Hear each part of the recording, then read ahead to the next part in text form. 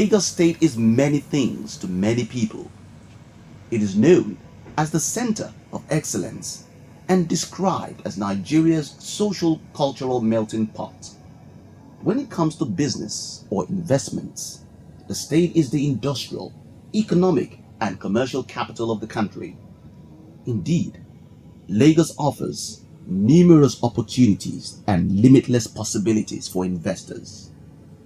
To underscore this fact, Governor Akinwumi Ambode established a new Office of Overseas Affairs and Investments in the Governor's office. The office is to ensure ease of doing business and open Lagos for greater investment opportunities. As we all know, the best practices of yesterday may not be good enough for the products of today. In this sense, we shall embark on continuous reforms in the public service. I am determined to demonstrate that the government belongs to the citizens. You have put us here as servants to serve you, and not you serving us. Today, we are committed to that creed. Moving forward, the civil service will be strengthened and made to respond to the needs of all citizens. In the same manner, quality services are rendered in the private sector. My administration is prepared to take the decisions needed to promote merit and professionalism, to restructure where required, eliminate poor human resource practices, and accelerate the pace of reforms in the spirit of good governance. I want to assure the business community and corporate Lagos that the ease of doing business in Lagos will be improved upon earnestly. Lagos is open for better business.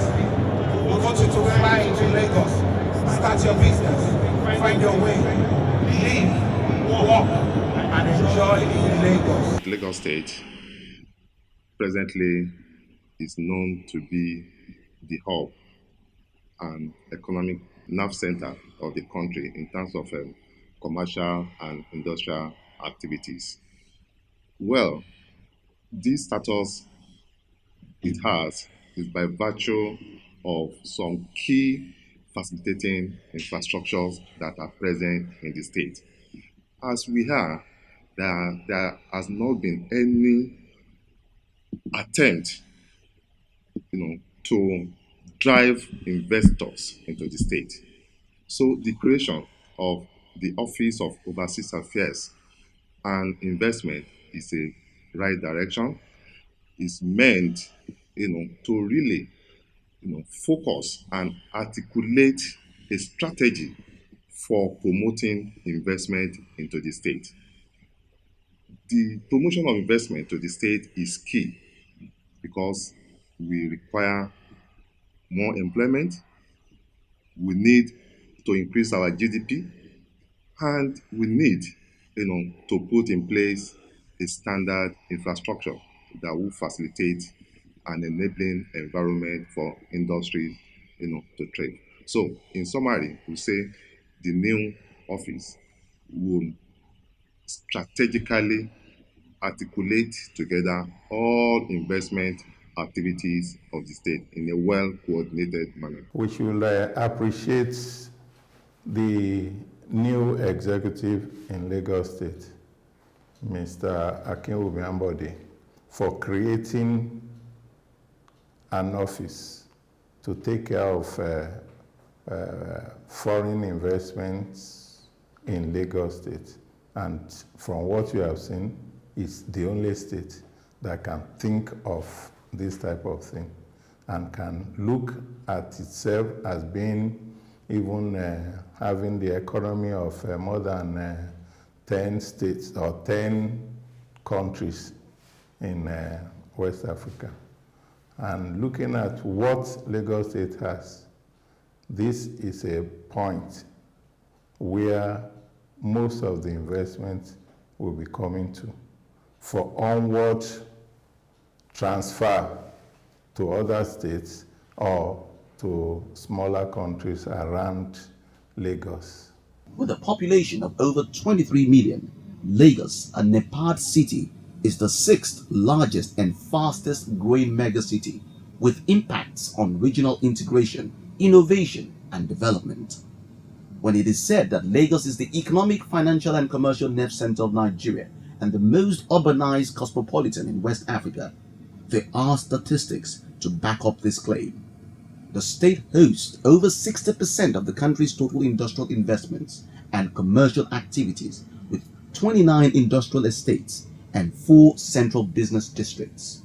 Lagos ports handle over 70% of total national cargo freight and generates 50% of the nation's port revenues.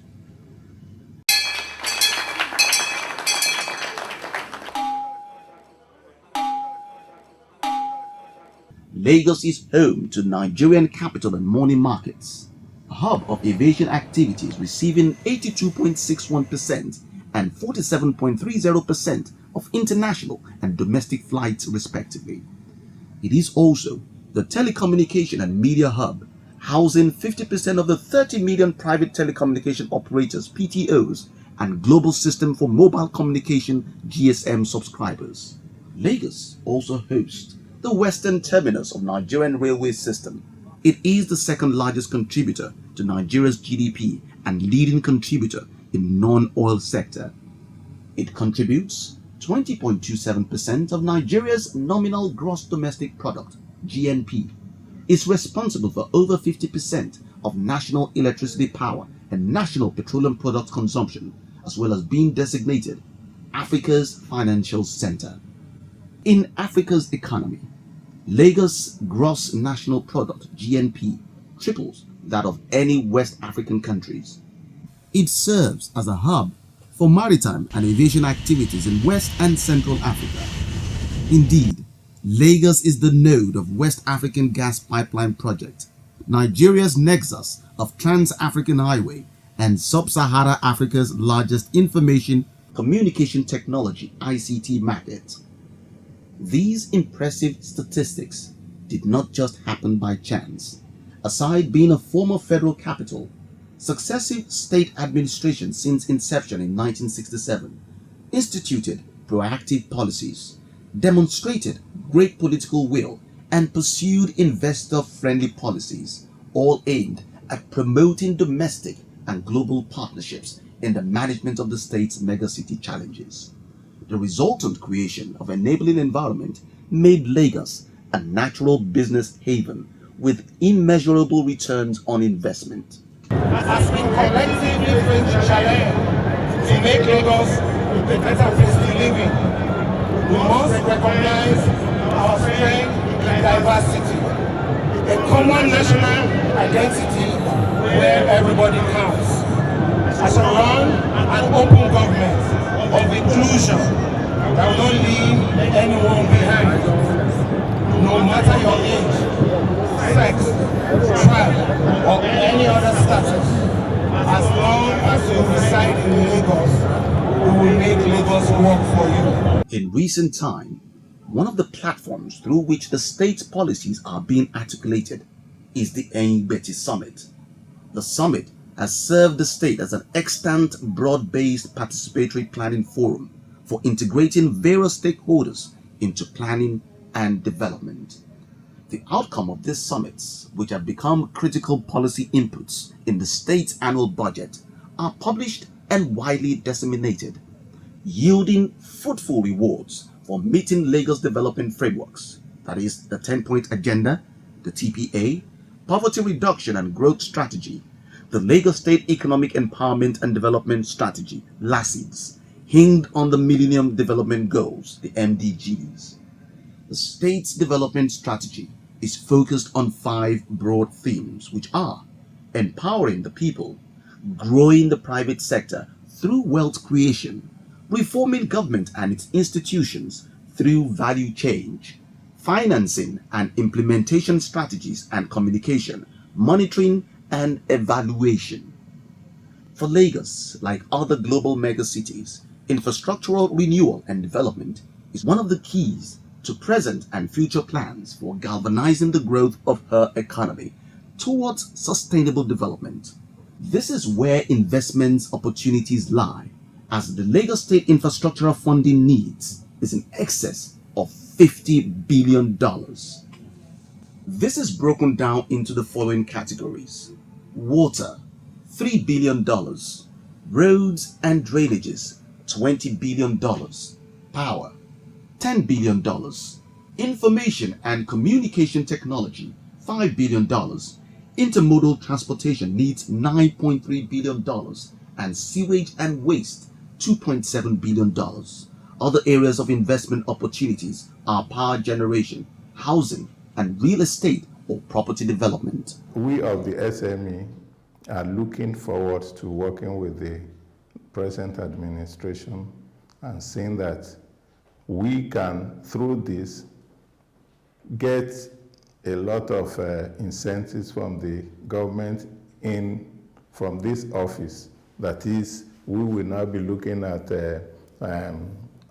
joint venture with foreign partners, and then with this one, it's like promoting SME to a very high standard. In particular, 4 key sectors where opportunities abound are being identified as power, agriculture and agro-allied, transportation and housing, and urban renewal, using the acronym PATH. These 4 key sectors do not only represent major opportunities in themselves, but are key drivers of opportunities in other sectors. The government and private sector needs to work together to grow output and create more jobs towards increasing the tax base of the state. It would be nice to say that we're very pleased and privileged to be partners with Lagos State in providing power. I think it would also be appropriate to say the vision to power Lagos State's institutions is really with the government. Right from Asiwaju Bola Tinubu when he was in charge, the requirements to power Lagos State has always been with them. And with that drive, we're pleased that we supported. From our own angle, supporting IPPs is in our business model. We are first and foremost a gas distribution company, and we thought it right that power provision was a natural extension of our gas infrastructure business.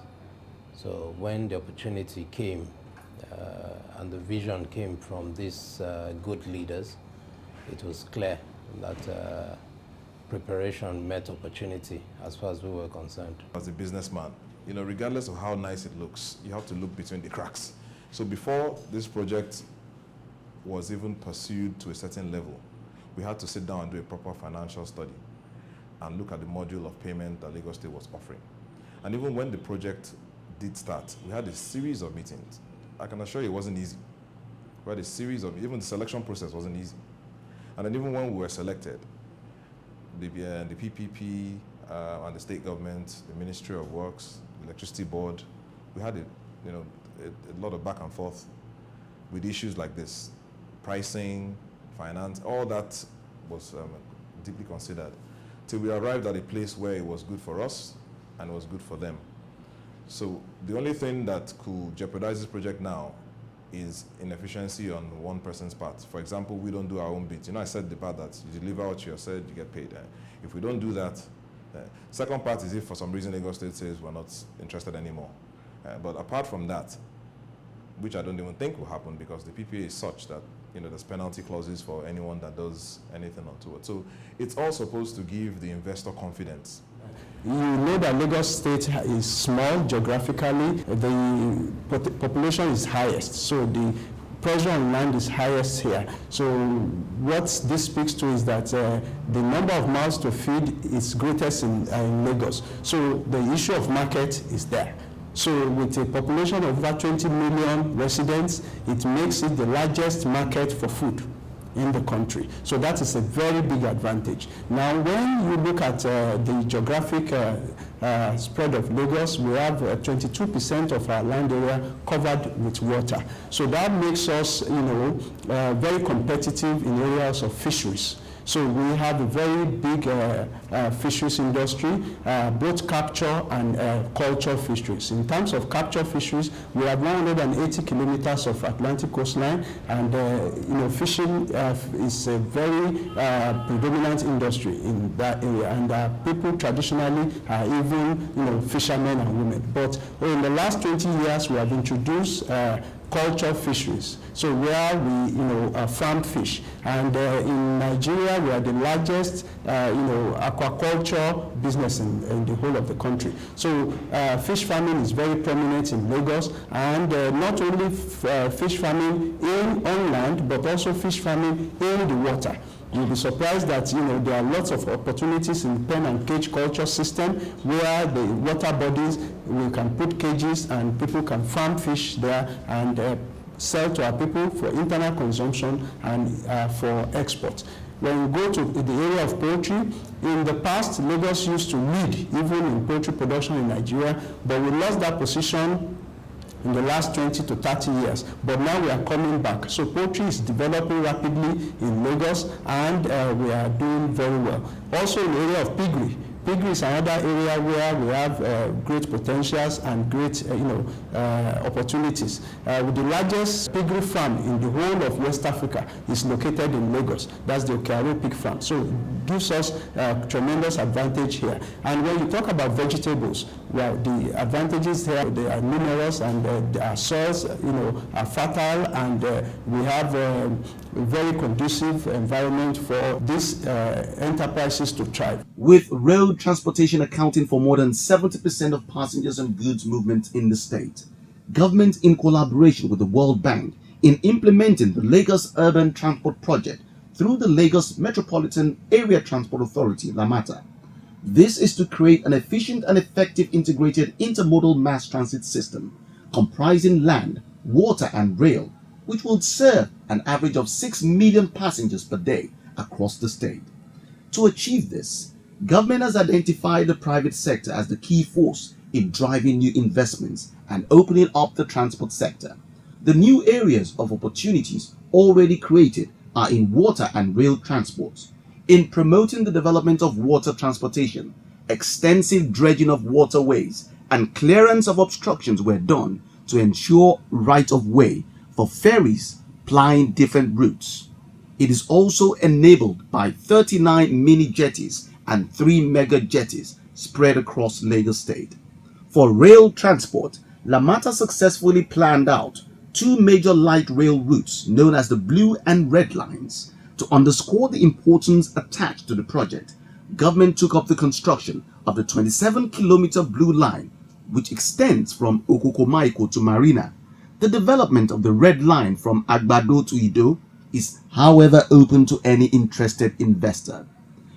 Yet, more avenues for investments are still available in road transportation, as the mode requires the introduction of high-capacity buses to replace the mini-buses and new taxi cabs to replace the aging ones. This has also been successfully demonstrated through Bus Rapid Transit, BRT Light, Lagbus Asset Management Limited, and their franchisees. The potential of the housing sector in Lagos State is huge but barely exploited. With over 23 million population at present, but projected by the United Nations to hit 24.5 million in 2015, it is abundantly clear that government alone cannot meet the housing needs of Lagos. Thus, investment opportunities are available to prudent and discerning investors. The state has high property value appreciation, which grew from 145% in the year 2000 to 466% in the year 2005, while the Lekki Peninsula remains the fastest growing property corridor in West Africa. With about 23 land schemes available for property development, potential private investment in expanding Lagos housing market centers on site and service schemes, mortgage and contractor financing, estate management, manufacture and supply of building materials, and mass housing development. In housing generally, it's been said that out of about 17 million housing deficit in Nigeria, Lagos alone accounts for 1 million. That means you need 1 million housing units. So that's a huge potential, a huge investment attraction. And now what is Lagos government doing? Now Lagos government is building houses directly itself. But ordinarily in many parts of the world, government does not get itself involved in building houses. What you do is to provide the environment for investors to come. In this area, what will Lagos government do? Like I said, you need to provide, a cheap land, that has no problem for people to come. You have to relax your approval process. You have to relax, a permit process. You have to make it attractive, and that's the only way we can attract, investors in real estate, to come and invest in Lagos. You also need to provide infrastructure, because if anybody wants to invest in real estate anywhere, you need road to be there. So government also needs to invest in infrastructure and provide, like I said, an encumbered land for people to come.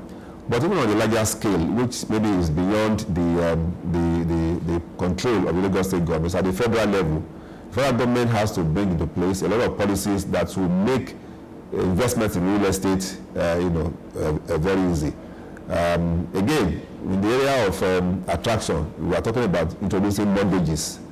Mortgages also have to be there for us to make investments in real estate very sustainable. I consider this a great privilege to have won one of the schemes, because I'd always been looking for an opportunity to own a home in Lagos, and this came very handy. And I thank the government of Lagos State, and especially the Lagos State Mortgage Board, for coming up with this kind of initiative to at least give people the opportunity to own their homes, which is has